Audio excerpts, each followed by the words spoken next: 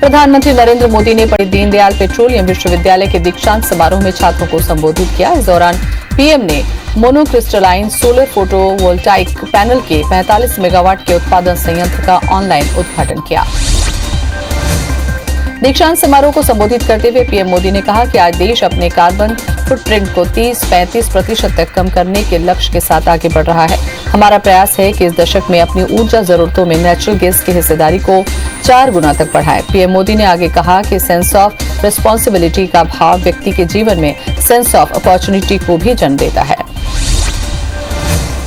जम्मू और कश्मीर के राजौरी जिले के नौशेरा सेक्टर में पाकिस्तान के द्वारा किया गया संघर्ष विराम उल्लंघन में सेना के एक जवान की जान चली गई। हवलदार पाटिल संग्राम शिवाजी ने आज राजौरी जिले के नौशेरा सेक्टर में पाकिस्तान द्वारा संघर्ष विराम उल्लंघन में अपनी जान गंवा दी।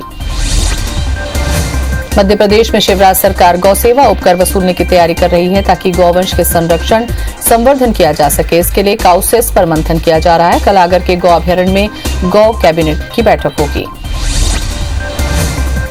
नए गौ अभ्यारण्य गौशाला और गायों के लिए राशि जुटाने के लिए कैबिनेट में काउसेस पर चर्चा होगी। कैबिनेट में तय होगा कि काउसेस लागू करना है या नहीं। पशुपालन मंत्री प्रेम सिंह पटेल कैबिनेट में काउसेस का विषय चर्चा में शामिल होने की बात कह रहे हैं। वहीं पूर्व मंत्री पीसी शर्मा ने इस मामले में सरकार को घेरा है। उन्होंने कहा कि सरकार को गौवंश से कुछ भी लेना देना नहीं है। सीएम भूपेश बघेल ने आज अपने निवास कार्यालय में मछुआरा सम्मेलन आयोजित किया। सीएम ने 15 मछुआरों को आइस बॉक्स के साथ बाइक और ऑटो का वितरण किया गया। साथ ही मछुआ आवास योजना के अंतर्गत प्रथम किस्त की अनुदान राशि का चेक भी दिया गया। मत्स्य दिवस पर सीएम हाउस में हुए कार्यक्रम में मुख्यमंत्री भूपेश बघेल ने कहा कि मछली पालन को भी खेती का दर्जा मिलना चाहिए।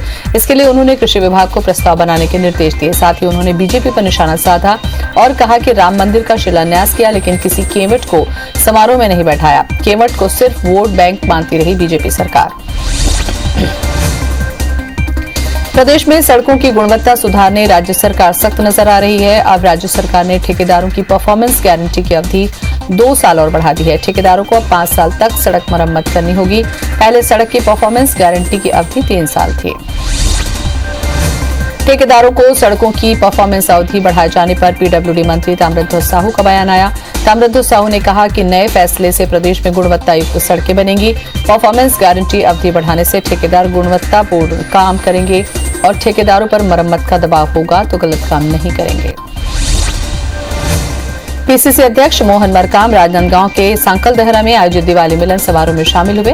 इस दौरान उन्होंने कहा कि सरकार धान खरीदी के मामले में गंभीर है। उन्होंने केंद्र सरकार पर आरोप लगाया कि वो धान खरीदी पर अड़ंगा लगा रही है। इसके बावजूद भूपेश सरकार राज्य के किसानों का 90 मीट्रिक टन धान खरीदेगी। धान खरीदी का लगातार रिकॉर्ड बना रहे मध्य प्रदेश में धान उपार्जन में किस तरह से फर्जीवाड़े होते हैं, इसका खुलासा जबलपुर प्रशासन की कार्रवाई से हुआ। जिला प्रशासन ने 2 बड़ी कार्रवाई की। मध्य प्रदेश में पुराना और बाहरी राज्यों के धान समर्थन मूल्य पर बेचने का गोरख धंधा चल रहा है। जबलपुर में पहली कार्रवाई गोसलपुर अन्नपूर्णा वेयरहाउस में की गई, जहां 400 क्विंटल पुराना धान समर्थन मूल्य पर बेचने की तैयारी थी। वहीं दूसरी कार्रवाई जिले के सिहोरा, पनागर और भेड़ाघाट इलाकों में की गई, जहां धान से लदे 5 ट्रक पकड़े गए। इन ट्रकों में उत्तर प्रदेश सरकार की सील लगी धान के बोरे मौजूद थे। ग्वालियर में कांग्रेसी कार्यकर्ताओं ने ज्योतिरादित्य सिंधिया के खिलाफ जमकर प्रदर्शन किया। कांग्रेसियों ने महात्मा गांधी की प्रतिमा के नीचे बैठकर धरना दिया। कांग्रेसियों ने प्रशासन पर जबरन कार्रवाई करने का आरोप लगाया। बता दें कि कल भी कांग्रेस ने प्रदर्शन किया था। रायपुर जिले की सीमा पर कोरोना टेस्ट कराने वाले प्रस्ताव को खारिज कर दिया गया। सीएमएचओ मीरा बघेल के द्वारा दूसरे जिलों से आने वाले लोगों का बॉर्डर पर कोरोना टेस्ट कराने का प्रस्ताव दिया गया था, जिसे प्रवेश मार्ग में ट्रैफिक जाम की आशंका के चलते खारिज कर दिया गया। धान खरीदी शुरू होने से पहले ही बलरामपुर जिले में बिचौलिए सक्रिय हो गए हैं। धनवार बैरियर से पुलिस और राजस्व की टीम ने एक ट्रक से 632 बोरी अवैध धान जब्त किया। पूछताछ में ट्रक ड्राइवर के पास धान के संबंध में वैध दस्तावेज नहीं मिले। चित्रकूट विधायक नीलांशु चतुर्वेदी ने हनुमानधारा पहाड़ी में बने रोपवे का निरीक्षण किया।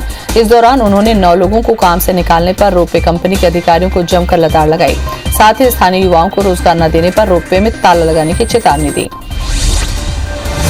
धमतरी जिले के कंडेल गांव के उप सरपंच और पंचों ने ग्राम सचिव को हटाने की मांग की है। पंचों के साथ ग्रामीणों का कहना है कि सचिव पंचायत संबंधी जानकारी मांगने पर ठीक से बात नहीं करते और हमेशा मनमानी पर उतर आते हैं।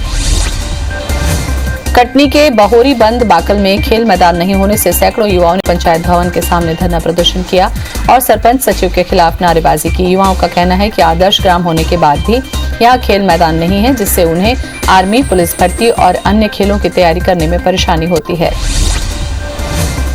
रिटायर्ड अकाउंटेंट के पेंशन मामले में दायर अवमानना याचिका पर सुनवाई करते हुए हाईकोर्ट ने उच्च शिक्षा आयुक्त को नोटिस जारी कर जवाब तलब किया।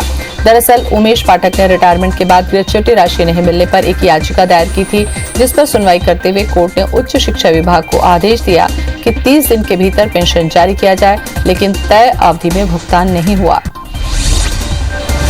महासमुंद में पुलिस की टीम ने दलालों पर बड़ी कार्रवाई की है। पुलिस ने दलाल के चंगुल से करीब 100 मजदूरों और 30 बच्चों को छुड़ा लिया। आरोपी दलाल सभी मजदूर और बच्चों को पिथौरा से उत्तर प्रदेश ले जा रहा था। वहीं कार्रवाई के बाद पुलिस ने मामला श्रम विभाग को सौंप दिया है।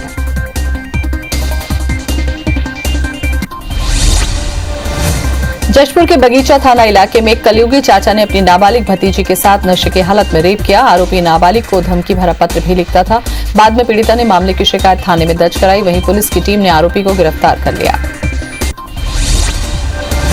रीवा के संजय गांधी अस्पताल में डॉक्टर और नर्स ने उपद्रवियों से मारपीट की, साथ ही अस्पताल में तोड़फोड़ का नुकसान पहुंचाया।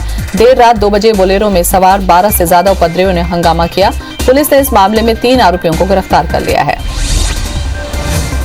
मुरैना में डकैती की योजना बना रहे आरोपियों को पकड़ने गई पुलिस टीम पर फायरिंग हो गई, जिसके बाद पुलिस ने 5 आरोपियों को गिरफ्तार किया।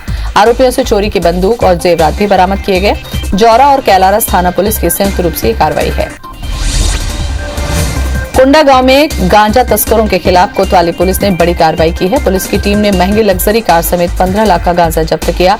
गांजा तस्करों के पास से पिस्टल भी बरामद की गई। कोंडागांव पुलिस ने मोटरसाइकिल से गांजा तस्करी करते 2 युवक को गिरफ्तार कर लिया। आरोपियों के पास से 2.5 लाख का गांजा भी बरामद हुआ। बस्तर जिले से नाबालिग युवती के साथ दुष्कर्म की कोशिश करने का मामला सामने आया। पीड़िता ने मामले को लेकर माडूम थाने में एफआईआर दर्ज कराई है। बता दें कि लोहंडीगुड़ा ब्लॉक में पीड़िता के गांव के ही रहने वाले युवक ने रेप की कोशिश की। पीड़िता ने जब घटना का विरोध किया तो आरोपी मौके से भाग निकला। वहीं पुलिस मामला दर्ज कर आरोपी की तलाश कर रही है। देवास के कैला देवी चौराहे के पास स्थित एक दुकान में भीषण आग लग गई, जिससे दुकान में रखा सामान जलकर खाक हो गया। दुकानदार को लाखों का नुकसान हुआ। आगजनी का कारण शॉर्ट सर्किट बताया जा रहा है। कबीरधाम के सिमरिया गांव में धान की गहाई करते समय थ्रेसर ट्रैक्टर में आग लग गई। इससे ट्रैक्टर जल गया, साथ ही किसान की फसल जलकर खाक हो गई। बताया जा रहा है कि थ्रेसर में शॉर्ट सर्किट होने की वजह से आग लगी थी। पीड़ित किसान ने सरकार से मदद की गुहार लगाई है। जांजगीर चांपा के सलखन गांव में चाइल्ड लाइन की टीम ने महिला एवं बाल विकास विभाग और पुलिस के सहयोग से बाल विवाह रुकवा दिया। लड़की की उम्र 18 साल से कम थी। साथ ही अधिकारियों ने परिजनों को बालिग होने के बाद ही शादी करने की समझाइश दी। कांकेर के सारवंडी गांव में एक किसान की बाड़ी में 2 भालू शावकों की मौत का मामला सामने आया। घटना देर रात की बताई जा रही है। भोजन की तलाश में वन्य प्राणी रिहायशी इलाकों का रुख करते हैं। हालांकि मौत के कारणों का खुलासा नहीं हो पाया। ग्रामीणों की सूचना पर वन अमले ने तफ्तीश शुरू कर दी। पोस्टमार्टम के बाद ही मौत के कारणों का पता चल पाएगा। भोपाल के गांधी मेडिकल कॉलेज से संबंध हमीदिया और एक निजी अस्पताल में कोवैक्सीन के 3रे चरण का क्लिनिकल ट्रायल होगा। प्रत्येक वॉलंटियर को कोवैक्सीन के 2 डोज 28 दिन में दिए जाएंगे। ट्रायल में शामिल वॉलंटियर की 3 महीने तक निगरानी की जाएगी। भारत बायोटेक और आईसीएमआर की कोवैक्सीन के पहले 2 चरण का क्लिनिकल ट्रायल पूरा हो चुका है।